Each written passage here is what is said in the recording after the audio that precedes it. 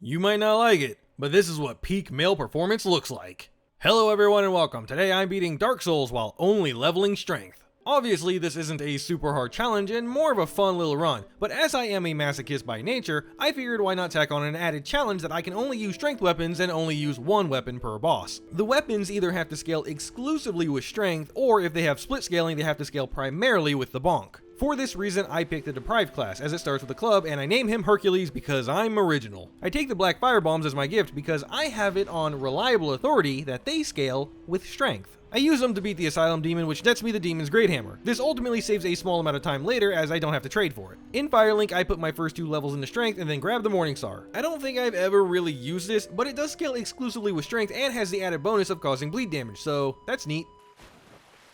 Wow, 1 hit to proc poison. Sure wish I was leveling resistance. Someone should make a video over that. Hey, wait a minute. In the Undead Burg, I buy the hand axe and reinforced club from the merchant. Then, on my way to the Taurus demon, I got a lucky battle axe drop, which will just save me needing to spend souls on it later. I thought about asking you all to like and subscribe here, but studies show that there is a much more positive reaction to a visual request compared to that of just an auditory one. So allow me to demonstrate what you should do to those buttons.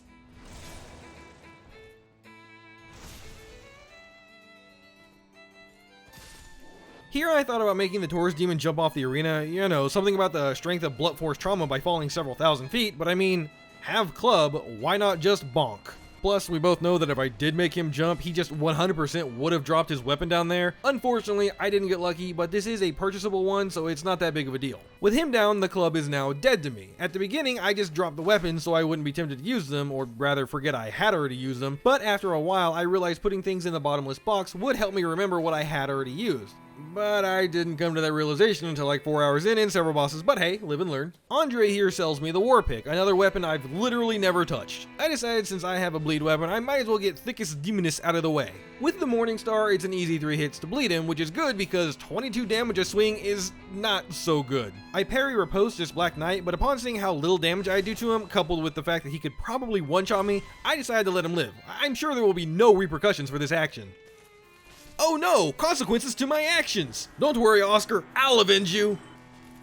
Okay, maybe that guy is the real chosen undead. While I'm here, I grab the Rusted Iron Ring, something I rarely pick up, but honestly, it had more use in this run than all of my other runs combined. My next weapon of choice is the War Pick, a hammer class weapon that deals thrust damage, which I guess makes sense given its pointy shape.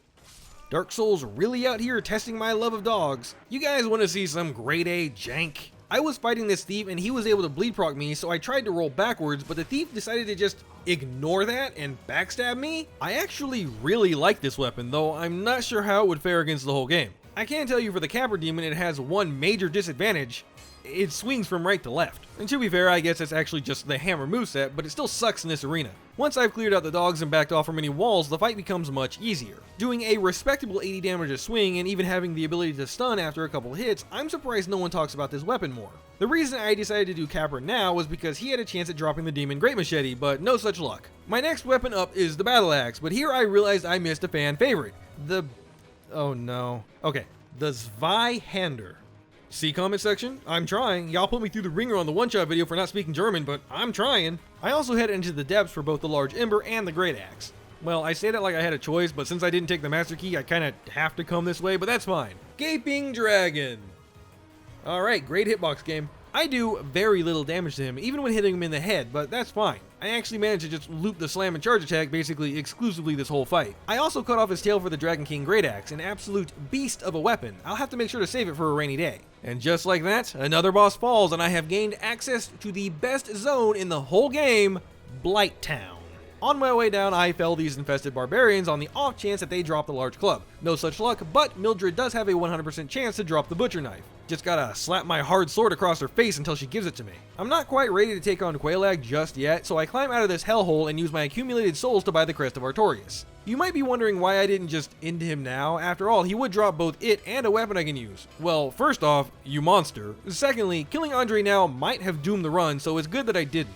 I make a detour to join the Forest Hunters Covenant and chat with Shiva to move him to Blighttown, another thing that is absolutely necessary. With that prep work out of the way, I think it's time to take on another boss, the Gargoyles. The two-hander, even unupgraded, cuts through this boss like a hot sword through well, pretty much anything except armor. I also cut the gargoyle's tail off just for fun, but it's not usable on this run as it scales evenly with strength and dex, and it also has a dex requirement higher than I can use anyway. Oh, also, I no-hit the gargoyles. I know there are legendary god tier runners out there that no-hit every game in a row, but I mean, it's little things, am I right? I ring the first bell of awakening, then meet up with this stranger who says we can help each other. Yeah, I use the strength of my foot to help him to the bottom of a cliff. Making certain Lawtrack didn't disappear was the real reason I did the Gargs before Quelag. Wouldn't be the first time I accidentally did something out of order and it made my life harder. Anyway, I take my pointy wood to Andre and ask him about it, then I also ask him to upgrade my reinforced club to +5. On my way back to Blighttown, I killed more infested barbarians to try and get the drop, and to my astonishment, it did. Then at the base, I take out the bolder ones and grab the great club, and the pickaxe also dropped. Guys, I'll be right back. I'm gonna go buy a lottery ticket. Seriously, I have no idea what the drop rates are. I assume something like 2%, but to get both those drops with so little effort will speed up this run by a lot. And wouldn't you know it, my luck continued as Quelag decided to sit on me.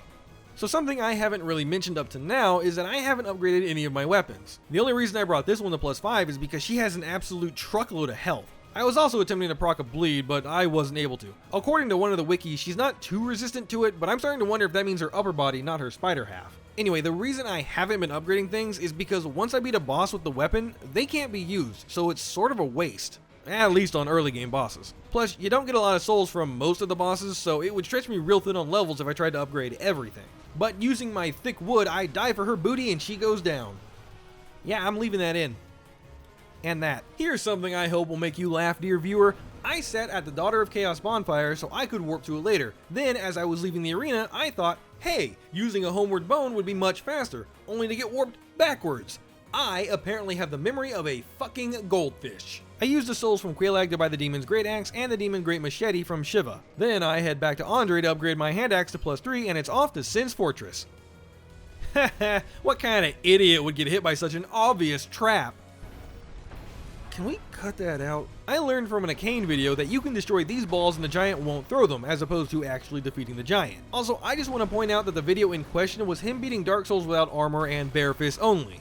Like, holy shit my guy, leave some maidens for the rest of us. Iron Golem is easy. As you can see, I'm doing a staggering 30 damage to him, but my master plan was to obviously make him fall off the ledge. I was confident that I'd be able to bring him down with my little hand axe, but when I actually put him in the stagger state, I realized how slow my stamina recovery was and got worried I wouldn't be able to pull it off. Thankfully, that wasn't the case. Much like my hopes and dreams, the hand axe is now dead to me and I have a decision to make. I had 44,000 souls from the Iron Golem. I could use them to level up strength quite a bit, or I could use them to level up a weapon and make ONS easier. The problem was the giant blacksmith is all the way over there. But against my better judgment, I decided to try it, and on the rafters, tragedy struck. Now, the pressure was on. Fortunately, that is only the first obstacle, so retrieval shouldn't be that big of an issue, and sure enough, I'm partially out of the danger zone. I wisely decided to equip the Ring of Sacrifice I picked up earlier. I was saving it for the mandatory Seath Death, but this is a better use for it. And thankfully, I did, as one of these demon pricks pricked me with their prickler and I slid off the ledge. Third time's the charm though, and I make it to the archer. I wasn't able to convince him to take the plunge himself, but with a little, manual assistance, he's taken care of, and I'm home free. Except, I made one crucial mistake. I forgot the giant blacksmith can't perform the +5 ascension. So, now the new decision is, do I fight ONS with a modest +5 weapon, or run all the way back to Andre to bring my weapons to +10? Since I would get teleportation right after the fight anyway, I decided to try and beat them, but I knew I was at a severe disadvantage. As such, I went with the Butcher's Knife, which has a B in strength scaling at this level. I'm doing about 100 damage a swing to Ornstein, which is pretty good all things considered. Honestly, I think this weapon is probably one of the better ones in the game. A probably ice cold take at this point, but it has decent range and damage, the ability to stagger, a good moveset, just all around a nice weapon. At first I thought it was a shame that I had to use it so early, but in hindsight, this was probably the best place for it to be used. The fight itself isn't that difficult, just lots of patiently waiting for a chance to do a couple of attacks then backing off. I do need to make sure Ornstein dies first however, though that's how I normally do it, so not really an issue. After Snow powers up, the fight gets actually mostly easier. Well, easier because I can bait the jump attack and punish, but harder because I bet the lightning butt slam would just one-shot me. Fortunately, I do not have to find out, and the duo goes down. Wow, I'd do anything for you, milady. Ma'am, this is a family-friendly show. The first thing I do after getting the Lord Vessel is warp to Andre and have him ascend my hand axe and reinforced club, then go buy the bottomless box from the undead merchant. After that, it's over to the giant blacksmith to ascend the hand axe to the golem axe and the reinforced club to Smo's hammer. I'm sure a couple of you out there are thinking, but Doom, I thought the weapon was gone forever. You can't use it now to ascend it. Well, I did at one point think about needing to buy whole new versions for the boss weapons, but I realized at some point that the only thing that really does is force me to farm a couple thousand souls. Like, it wouldn't be hard, but it would add unnecessary time to the run, so I just kinda didn't. Feel free to comment that though, I won't stop you. The Golem axe is so heavy that even while naked with the Fap ring, I still mid-roll, so I thought, why not go get Havel's ring? Oh yeah, I don't have the Master Key. Well, that's fine, I want to prepare for the DLC anyway, so I'll fight the Hydra. I was having trouble hitting the last head, but then I remembered, have gun. Wait, wrong game. One Golem later, I meet Dusk. I also grab her clothes because...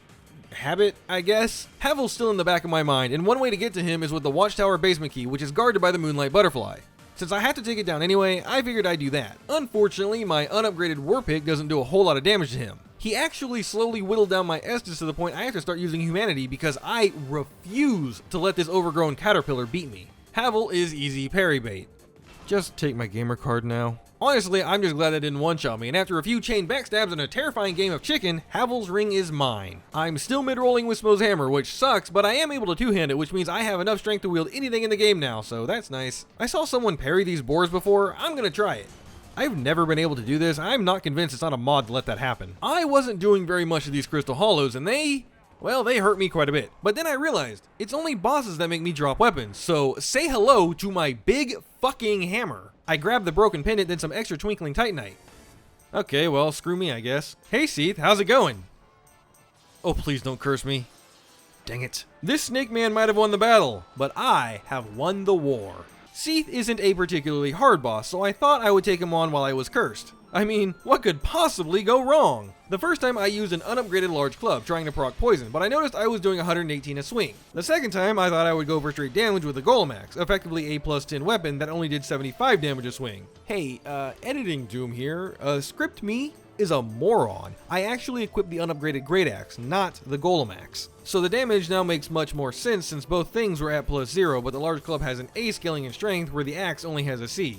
Okay, back to you, stupid me. Seath wasn't going very well, so I thought I would put a pin in him for now and head back to Anor Londo to grab another weapon I forgot, the Dragon Tooth. Then I spend way too many souls on Purging Stone so I can cure myself of this rotten curse. Down the bony highway I find Vamos, a blacksmith I never use.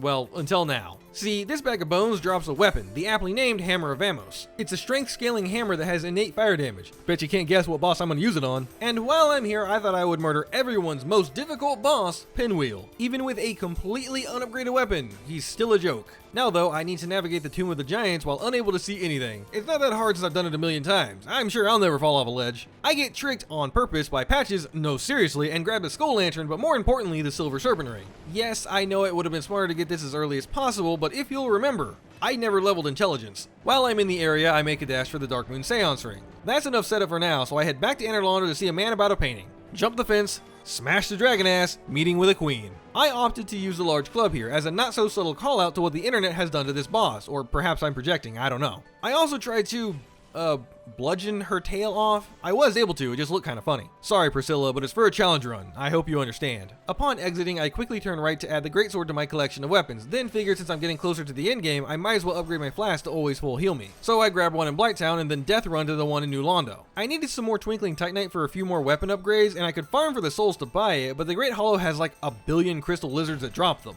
Unfortunately, it also has a lot of low-hanging ceilings, and for some reason, they don't always respawn when you quit out. The first problem is solved with a Hammer of Amos, but seriously, what's up with the spawning thing? Whatever, after collecting a few, I make my way to Ash Lake to grab several dragon scales as well as the Dragon Greatsword. It was here, however, that I realized neither the Dragon Greatsword nor the Dragon King Great Axe scale with strength. Or anything, they're just ridiculously high base damage weapons. That's kinda terrifying. It's also annoying because that means I'm down 2 weapons. Next boss up is Sif. I decided on using the Great Club here because, well, honestly, I don't have a reason. It was probably one of the weaker weapons I still had, and since we were approaching endgame, I wanted to keep the stronger firepower for things that required it. Don't worry, girl, you can play fetch with a stick in doggy heaven. Who do you think would win? 4 kings of old corrupted by the abyss, or one naked man with a hammer? The results might shock you. Or maybe they won't. Okay, 4 kings, really the only boss in this run I was slightly worried about giving me trouble. You know, because it's essentially a DPS check and I have 51 strength with a +5 Vamos hammer. I did learn a few things in this fight, like that the first king will always spawn back into the left, assuming you fell straight down from the fog gate. More importantly, I found a semi-consistent way to dodge the grab attack. It's literally run clockwise around them. That worked like 6 out of the 7 times I tried it. I'm able to defeat a king about as quickly as they spawn, if RNG is on my side. And by that I basically mean if they constantly do the vertical strikes that I can just walk to the side for, and pretty much nothing else. Fortunately, the programming of this boss is like only 50% horrible, so if another king does spawn, it'll just hang back until I beat up his brother. Usually. After a relatively short fight, the 4 kings go down, and with it, the Hammer of Amos. Let's go do something a bit different, shall we? The DLC. Sanctuary Guardian is up first, and I went with the Golem because, So anyway, want to see something stupid? Yeah, I died because of the slow shockwave. Want to see another stupid thing? I forgot to sit at the bonfire. I was struggling weirdly hard against this boss for like no real reason. I just kept dying to stupid things. I swear, when I have a weapon that does competent damage to a boss, I lose like 400 brain cells a second and just can't fight properly. But after about 5 attempts, this stupid manticore can't go out with the attractive young lady anymore. Don't worry, you big stupid dragon, I'm coming for you. Artorias. So I wasn't worried about him before starting the DLC, but after the disaster that was the Sanctuary Guardian, I was a tiny bit hesitant. At first, I thought I would use Smo's hammer considering it's basically a +10 weapon, except I forgot it was like a -99 invisibility. It's actually taking up like a 1/10 of my screen, and playing it mid-range to bait attacks means the hammer can actually just completely eclipse Artorias' model and I can't see him at all. On the upside, it does do decent damage, at least in a relative sense. Something that I thought was weird and had never noticed before, Artorias' second and probably third flip do way less damage than the first? Has it always worked like that? I also tried to do the thing where I dodge the first one then walk around the second and third flip. I'm either bad or it only works when light rolling. After dying like 5 times, I was getting real tired of doing this run back with a hammer, so I actually started unequipping it. I'm curious, how many people use this weapon and aren't bothered by it taking up so much space? I mean, I'm all for a big bonk, but I actually like to see what I'm aiming for. Fortunately, on the very next try, I got Artorias in a leap attack loop and was able to do significant damage to him, ending the fight. I think that's enough DLC for now. I totally don't have an ulterior motive for coming here or anything like that. Back in the present day, I literally go to hell. First up, Ceaseless Discharge. I have a few weapons that I could use for this boss, but one in particular really stood out above the rest. The Skull Lantern. Believe it or not, this thing has a C in strength scaling and nothing else, so by my rules, it is a strength weapon. Yay, technicalities! Demon Fire Sage, what makes you think you'll beat me if your 2 brothers couldn't? What's that? Because your arena is garbage?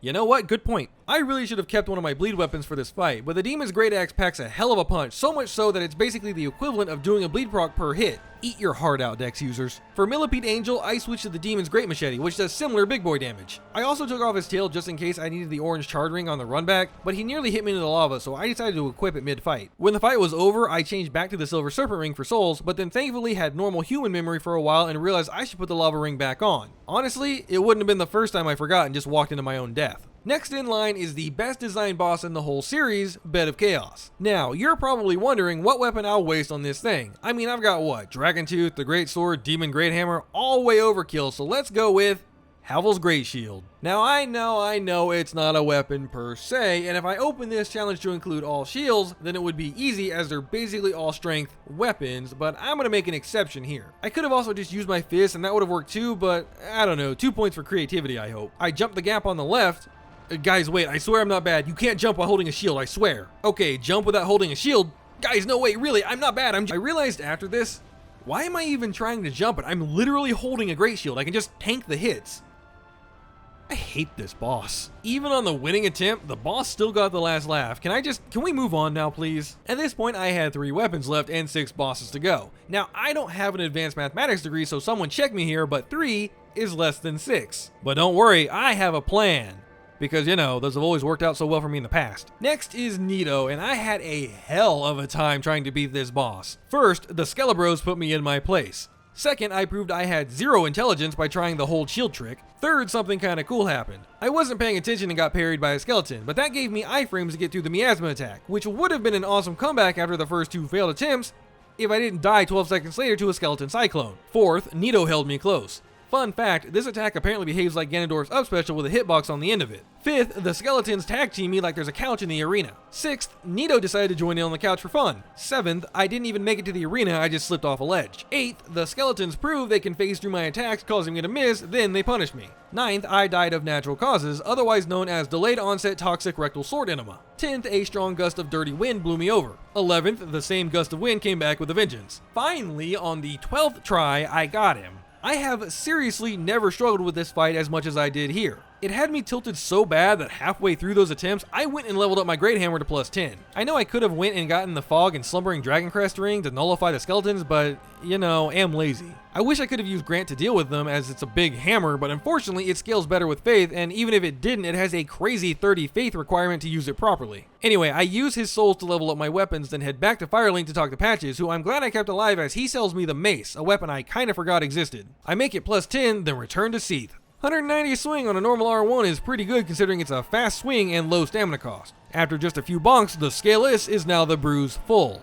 Man, I should really submit these jokes to some kind of award. They're just perfect. Right, well that's all 4 Lord Souls acquired, meaning I can now access the Kiln of the First Flame. I'm not going to do Gwyn yet because there are other fights and this game forces you into the next new game cycle upon his defeat, but I can infinitely and easily farm chunks to make my greatsword a +15. I'm down to 2 weapons with 4 bosses left, so let's talk options. First are the 4 Black Knight weapons. All of them are primary strength scaling weapons, and I absolutely have the biceps to wield them. The problem is that they all have 18 as a minimum dex requirement, so they're out. There is another boss weapon, the Dragonbone Fist, but I already used the Iron Golem Soul, so that's out too. I could farm for the Stone Great Axe, the Man Serpent Sword, or the Ghost Blade, but that's farming, so I don't want to do that unless I have to. Fortunately, there are 2 other weapons that can be obtained without any additional work, and let's play a little game. If you know what those 2 weapons are, go down into the comments and type, I don't know, the hardest decisions require the strongest wills. I'll give you a few seconds before I jump cut ruin it. For everyone else just here enjoying the ride, what's up, you having a good time? I sure hope so. This run has been fun and I've loved using all these different weapons that I'd probably never use otherwise. Who knows, maybe I'll do the same challenge but for dex weapons and spellcasting ones. I wonder if there's enough to cover a video like that. Anyway, everyone done commenting?